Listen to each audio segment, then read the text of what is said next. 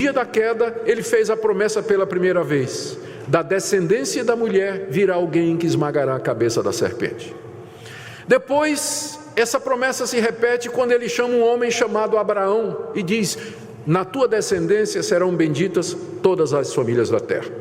E depois, quando ele dá a lei à nação de Israel, os descendentes de Abraão, ele coloca dentro da lei as leis referentes aos sacrifícios de animais e diz: quando o israelita pecar, ele deve oferecer um animal e o sangue deve ser derramado, e eu verei aquele sangue e eu o perdoarei. Era uma promessa que era baseada no sangue de alguém.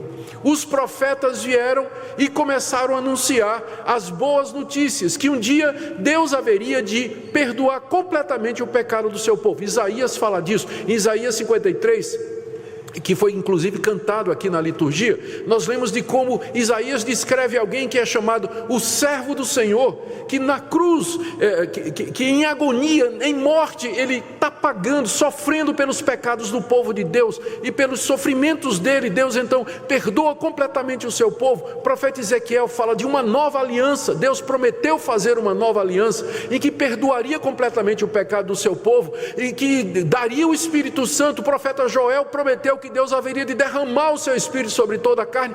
Os profetas, todos, falaram a respeito dessa promessa, de que Deus haveria de mandar um Salvador ao mundo. Então, o Evangelho que Paulo prega, não é uma coisa que ele inventou. Ele não inventou nada. Ele está simplesmente anunciando que aquilo que foi prometido, Deus cumpriu em Cristo. Que Jesus Cristo é o cumprimento de todas essas antigas promessas, e que, portanto, a boa notícia de que Cristo é o Salvador está em perfeita harmonia com a antiga aliança, está em perfeita harmonia com os profetas, com Moisés. Não é nenhuma novidade, mas é simplesmente Deus agindo, dando sequência àquilo que ele havia prometido. No Antigo Testamento você tem a promessa, no Novo você tem o cumprimento. É isso que é o Evangelho. Segunda coisa, que nós aprendemos, que é uma promessa antiga de Deus, que Ele cumpre no seu Filho, Jesus Cristo. Verso 2, mais uma vez: Evangelho que foi por Deus outrora prometido por intermédio dos seus profetas nas Sagradas Escrituras. Paulo vê o Antigo Testamento como sendo o registro santo dessa promessa. Por isso que é um erro muito grande para nós desprezarmos o Antigo Testamento. Eu sei que nós gostamos muito dos evangelhos, especialmente do Evangelho de João. Queremos falar de amor, de coisas bonitas, Lemos a história de Jesus nos evangelhos, as cartas de Paulo, sublimidade de Efésios e por aí vai, A majestade de Apocalipse e tudo mais. A gente não quer saber muito do Antigo Testamento, e quando gosta é só dos Salmos, e deles o 23. Mas as Sagradas Escrituras, elas são o registro dessa promessa. Elas foram dadas por inspiração divina. Elas nos mostram como Deus, desde o começo, desde o início, lá no jardim, Ele vem dizendo: eu vou mandar um Salvador para vocês. Nós não podemos entender o novo sem termos o velho. Mas para entendermos o velho, nós também precisamos do novo. Os dois estão juntos, a Bíblia e ela toda. O Evangelho não é uma novidade inventada por homens, mas é a continuação da história da redenção, Deus cumprindo, Deus agindo em mais uma etapa no seu propósito de salvar a humanidade. Terceira coisa que Paulo nos diz a respeito do Evangelho é que o Evangelho gira em torno de uma pessoa. Veja o que diz o verso 3.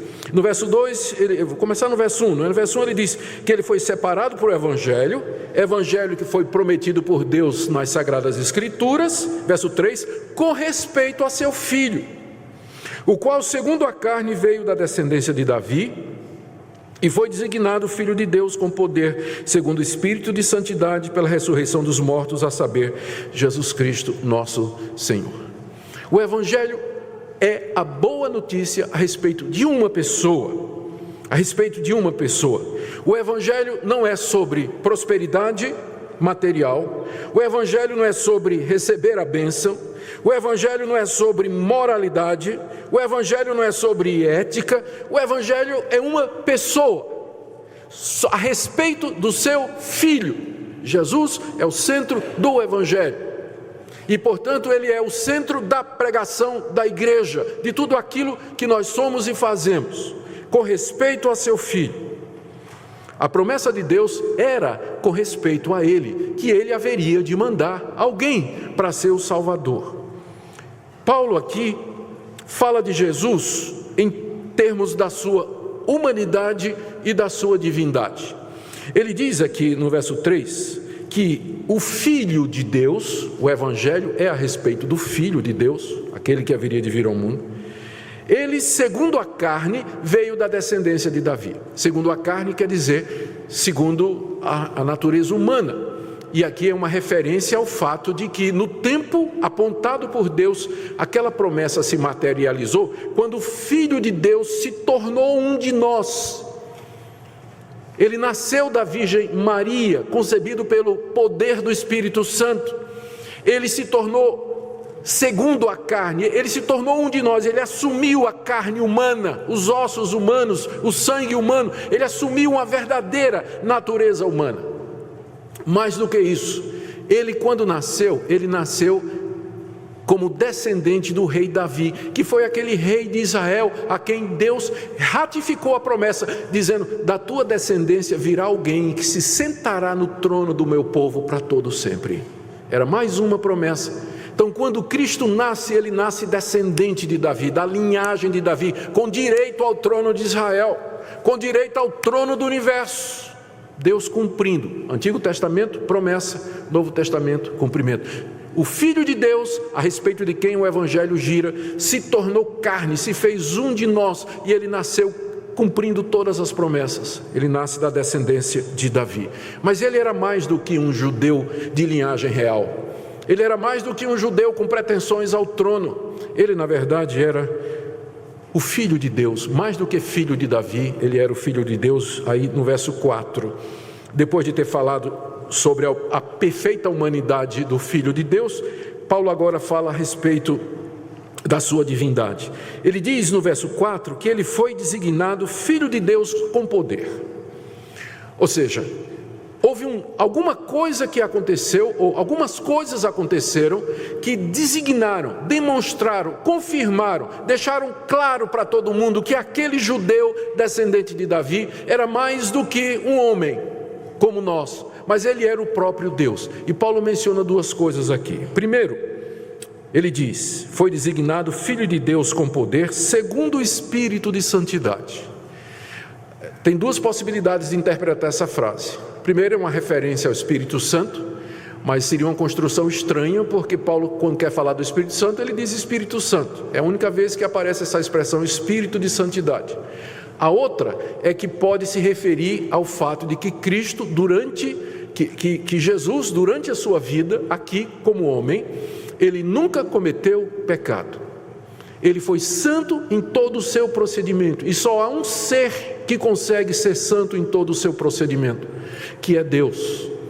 Então ele foi demonstrado que ele é o Filho de Deus por causa do Espírito de santidade que havia nele, e pelo qual ele nunca pecou, ao contrário de toda a raça humana. Mas tem uma segunda coisa que designa, que mostra que Jesus era o Filho de Deus. Paulo diz no verso 4, pela ressurreição dos mortos. Ao ressurgir dos mortos ao terceiro dia, depois de se oferecer como sacrifício pelos pecados do seu povo, Jesus foi poderosamente designado como Filho de Deus. Se ele tivesse ficado morto depois da crucificação pelos romanos a pedido dos judeus, ele seria considerado até hoje como simplesmente mais um revoltoso judeu, como Teudas, como um tal de Judas, que foram revolucionários que apareceram antes de Jesus, que lideraram o povo. Teudas levou mais de 400 homens numa revolução armada contra Roma. Os